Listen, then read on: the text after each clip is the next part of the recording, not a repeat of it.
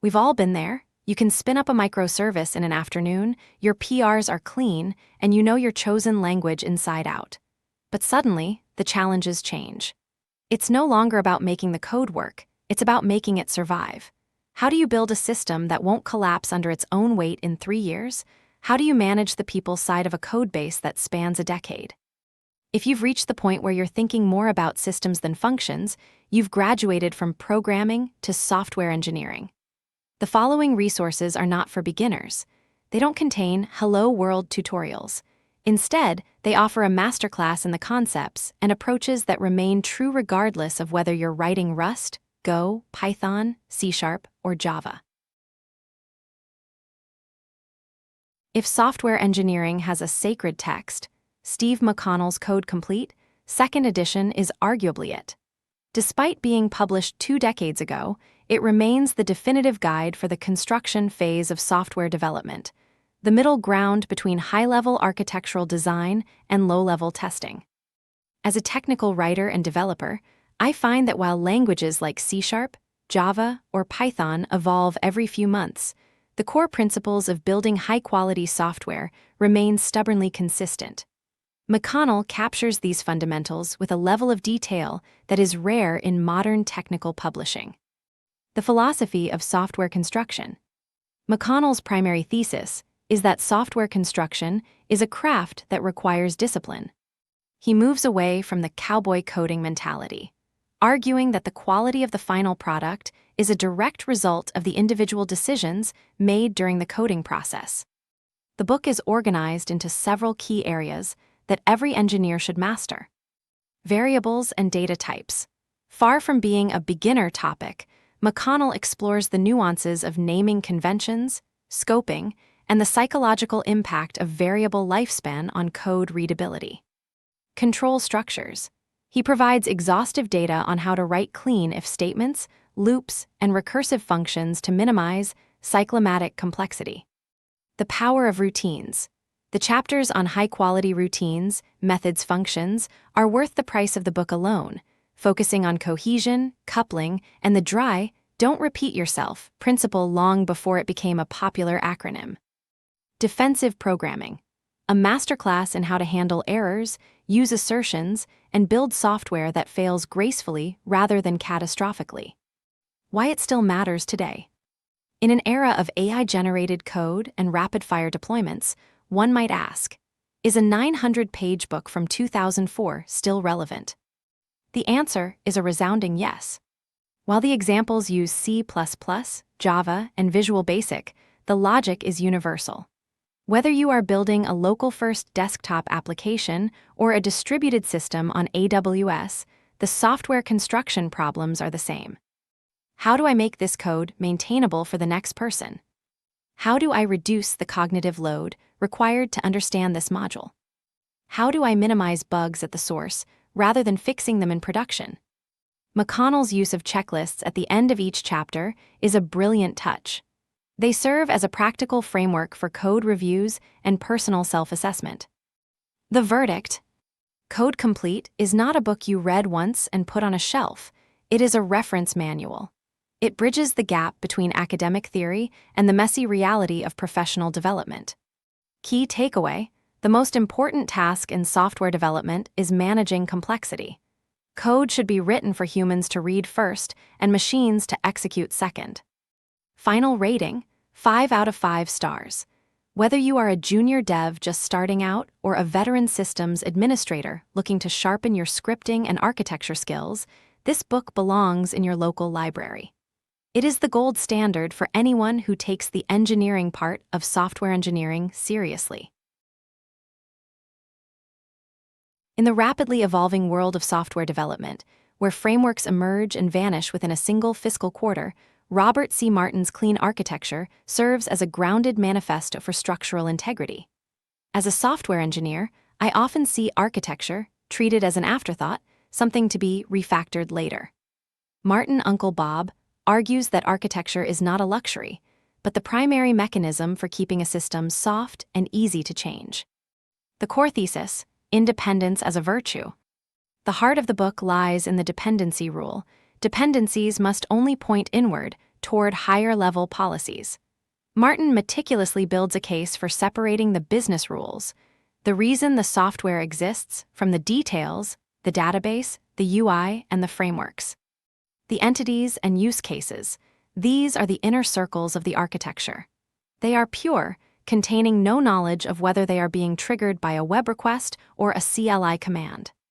The UI and database are details. In perhaps the most controversial yet liberating take, Martin insists that your choice of SQL or NoSQL, or React versus Angular, should be an implementation detail that can be deferred or swapped without touching the core logic. Key strengths. Historical context. Martin doesn't just give rules.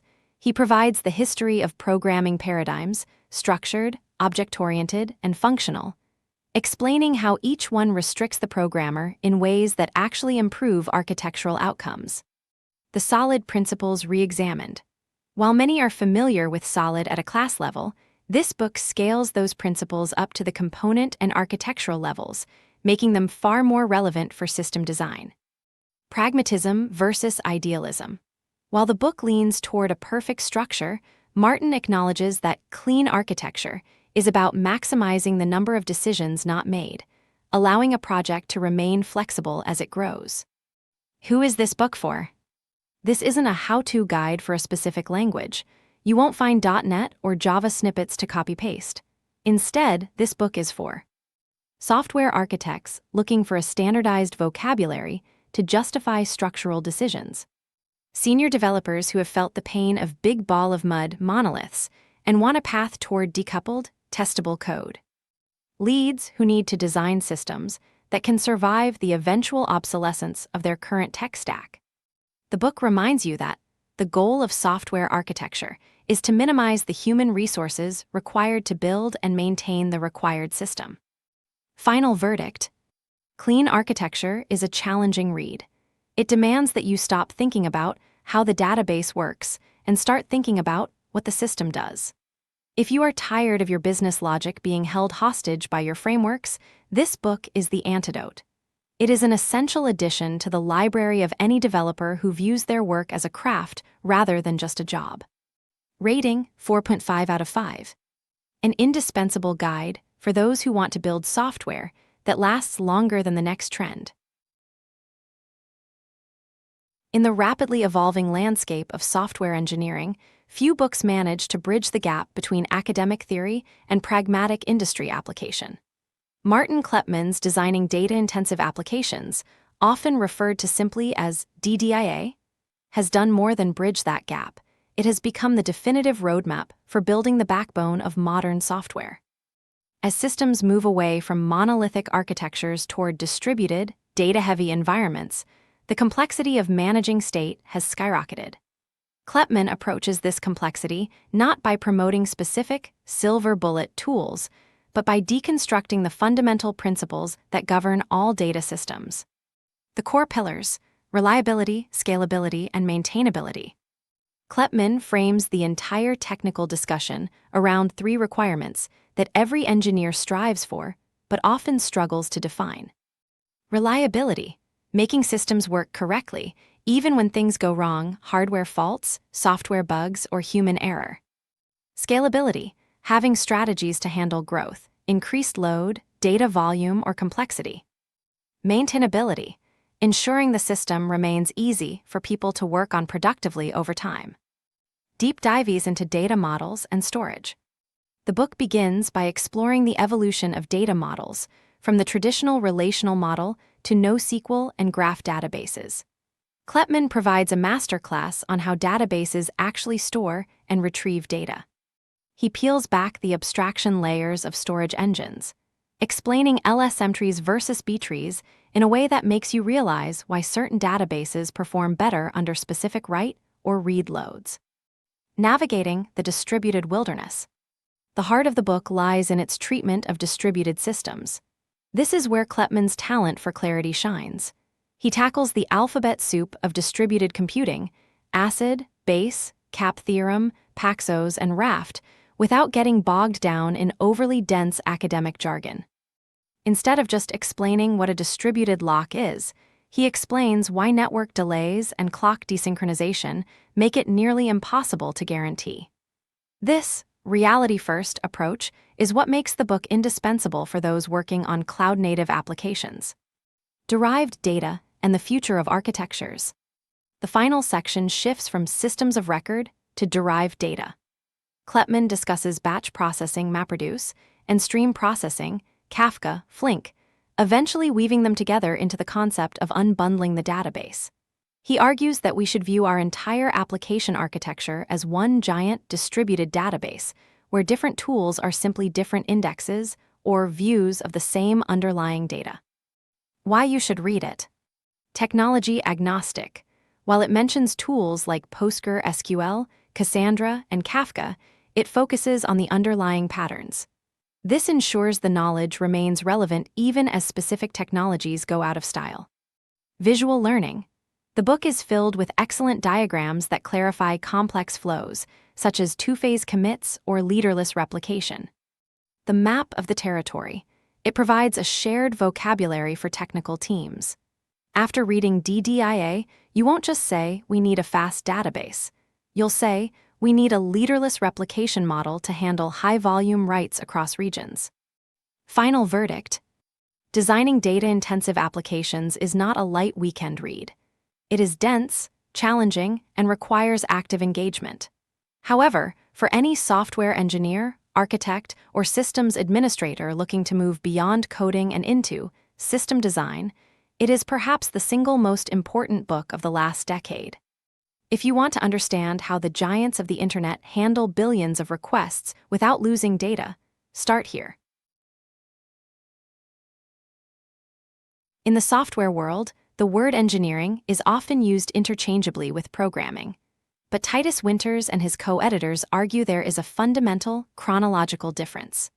Software engineering at Google, lessons learned from programming over time, often referred to as the Flamingo Book due to its cover, is not a book about how to write code. It is a book about how to maintain that code over decades. The core thesis of the book is simple yet profound. Software engineering is programming integrated over time. The 3 pillars. The book is organized into 3 distinct sections that reflect the realities of operating at an immense scale. Section 1, Culture. Before discussing compilers or CI/CD, the authors focus on the human element. They emphasize that software development is a team sport. Humility, respect, and trust. The HRT principle is presented as the foundation of a healthy engineering organization. Knowledge sharing. Chapters detail how Google scales expertise through critiques, code reviews, testing on the toilet, and formal mentorship. Psychological safety. The text argues that without a culture where it is safe to fail, technical excellence is impossible to sustain. Section 2, Technology. This section dives into the how of Google's infrastructure. It covers the tools that allow thousands of engineers to work on a monolithic codebase. Testing. It advocates for a shift from unit, integration, and system labels to small, medium, large tests based on their resource requirements and determinism. Deprecation. One of the most insightful chapters discusses how to successfully kill a product or library, a task often harder than launching one. The monorepo. The authors explain the trade-offs of having nearly all of Google's code in one place, enabling atomic changes across the entire ecosystem. Section 3, Processes. The final section addresses the overtime aspect of the engineering definition. Hiram's Law, a standout concept stating that with a sufficient number of users of an API, it doesn't matter what you promised in the contract. All observable behaviors of your system will be depended on by somebody. Continuous integration and delivery. The book explains why shipping isn't the end, but the beginning of a cycle of maintenance and automated testing. Why it matters. Most technical books teach you how to build a house. This book teaches you how to manage a city. The authors distinguish between programming, the act of producing code, and engineering, the act of ensuring that code remains valuable as dependencies change, teams rotate, and the world moves on. They tackle the sustainability problem, If your project cannot survive a change in its underlying dependencies or the departure of its lead dev, it isn't engineered. It's just built. Final verdict: who should read this book? Senior developers and architects, to understand the long-term implications of design choices. Engineering managers, for a blueprint on building a high-trust, high-output culture. System administrators, to see how infrastructure and code must evolve in lockstep. While not every company has Google's monolith or their infinite compute resources, the lessons on technical debt, mentorship, and automated testing are universal. It is a dense, philosophical, and intensely practical guide to surviving the passage of time in an industry that moves at light speed. The transition from playing with prompts to building production-grade software is currently the steepest learning curve in tech. Chip Hyen's AI Engineering, Building Applications with Foundation Models, arrives as a definitive manual for this transition, moving past the hype to treat AI as a core component of modern software architecture. Core thesis: AI as a software component. Hyen's primary strength is her refusal to treat AI as a magic box. Instead, she approaches foundation models, FMs, as probabilistic software modules. The book focuses on the life cycle of an AI application, emphasizing that the model itself is often only 5% of the total codebase. The remaining 95%, the AI engineering, is where the real complexity lies. Key pillars of the book: the RAG versus fine-tuning debate. Hyen provides a rigorous framework for deciding when to use retrieval-augmented generation, RAG, versus when to invest in fine-tuning. She argues convincingly that RAG is the starting point for most enterprise applications due to its observability and data freshness. Evaluation and observability. Perhaps the most critical section for practitioners, the book tackles the vibe check problem. Hyen outlines how to move toward automated evaluation pipelines and unit tests for non-deterministic outputs. The AI stack. From vector databases to orchestration frameworks, like LangChain or Haystack, the book maps out the emerging infrastructure needed to support LLMs at scale. Technical depth versus accessibility. While the book is accessible to anyone with a solid grasp of software engineering, it doesn't shy away from technical rigor. Hyen explains complex concepts, like context window management and quantization, with the clarity of someone who has actually deployed these systems in the wild. The inclusion of architectural patterns is a standout feature. Hyen illustrates how to chain models together, handle fallbacks when an API is down, and manage cost-latency trade-offs. Practicality over hype. What separates this book from the endless stream of online tutorials is its skepticism. Hyen acknowledges the limitations of current models: hallucinations, high costs, and unpredictable behavior. She doesn't just tell you how to build. She tells you how to build responsibly and sustainably. The goal of AI engineering isn't just to make the model work. It's to make the system reliable enough that you're comfortable leaving it alone on a Friday night. Final verdict: AI engineering is essential reading for software engineers, architects, and technical leads. It successfully codifies a rapidly evolving field into a structured discipline. If you want to move beyond building wrappers and start building robust, scalable AI systems, this is your roadmap. Pros: highly practical with real-world architectural patterns. Strong focus on evaluation and testing. Vendor-neutral approach. Cons: the field moves fast. Some specific tool mentions may age quickly, though the core principles remain solid. Rating 5 out of 5. The code complete for the generative AI era. As a technical writer who has navigated the vast landscape of computer science MOOCs, I find that few resources command as much respect as the algorithm specialization from Princeton University, taught by Robert Sedgwick and Kevin Wayne. Based on the legendary textbook Algorithms, 4th edition, these courses are not just tutorials, they are a rigorous academic foundation. Here is a technical review of Part 1 and Part 2. Theory meets implementation. What sets these courses apart is the Princeton style. Sedgwick and Wayne avoid the trap of being purely theoretical, like the CLRS Big White Book, or purely practical, like a coding bootcamp. Instead, they focus on scientific analysis. Every algorithm is introduced, implemented in Java, and then rigorously analyzed for time and space complexity. Part 1, The Building Blocks. Algorithms, Part 1, focuses on elementary data structures, sorting, and searching. Union Find. The course begins with a brilliant look at the disjoint sets problem, which immediately demonstrates why algorithm efficiency matters, comparing quick find versus weighted quick union. Sorting, you'll cover the classics, merge-sort and quicksort, but with a deep dive into implementation details that many engineers overlook, such as three-way partitioning for duplicate keys. Priority queues and BSDs. The section on red-black trees, specifically left-leaning red-black trees, which Sedgwick himself popularized, is perhaps the clearest explanation of the topic available online. Part 2, Complex Systems and String Processing. Algorithms, Part 2, shifts toward graphs and strings, moving into territory that defines modern search engines and networking. Graph algorithms. This covers depth-first search, DFS, and breadth-first search, BFS, leading into minimum spanning trees, Kruskal's and Prim's, and shortest paths, Dijkstra's and Bellman-Ford. Strings, this is the secret sauce of the specialization. It covers R-way tries, ternary search tries, and string matching algorithms like Knuth-Morris-Spratt, KMP, and Boyer-Moore. Advanced topics. The course rounds out with data compression, Huffman, LZW, and linear programming, giving you a taste of hard computer science. Why these courses stand out. The check-style rigor. The programming assignments are processed through an automated grader that doesn't just check if your code works.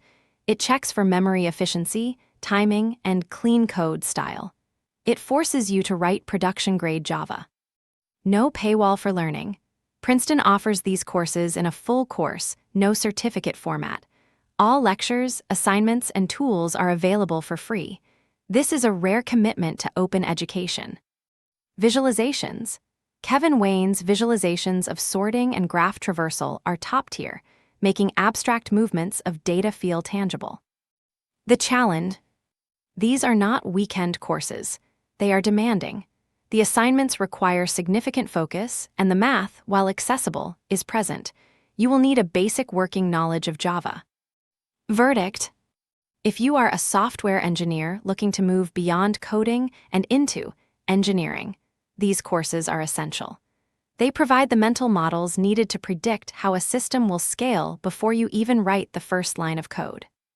Recommended for intermediate developers, CS students, and anyone preparing for high-level system design or technical interviews. Final score, 10 out of 10, the gold standard. Thank you for watching this video. If you liked it and found it helpful, please smash the like button and subscribe. And if you have questions about the topic, leave them in the comment. Always keep learning. Until next time.